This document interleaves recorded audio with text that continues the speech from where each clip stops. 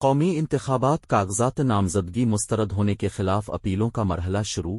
اسلام آباد 8 فروری کو ہونے والے قومی انتخابات کا تیسرا اہم مرحلہ آج سے شروع ہو گیا۔ کاغذات نامزدگی مسترد ہونے کے خلاف امیدوار آج اپیلیں دائر کریں گے۔ اپیلیں آج 1 جنوری سے 3 جنوری یعنی بدھ تک دائر کی جا سکیں گی۔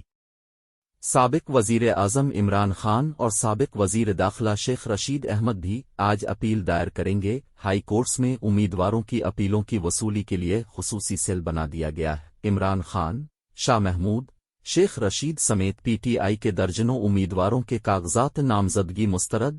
ریٹرننگ افسران کی طرف سے کاغذات نامزدگی مسترد کرنے کے تحریری مصدقہ فیصلے جاری نہ ہونے پر اپیلوں میں تاخیر کے خدشات بھی پیدا ہو گئے، جبکہ ہائی کورٹ ٹربیونلز 10 جنوری تک تمام اپیلوں کے فیصلے کریں گے۔ ریٹرننگ افسران 11 جنوری کو امیدواروں کی نئی لسٹ جاری کریں گے۔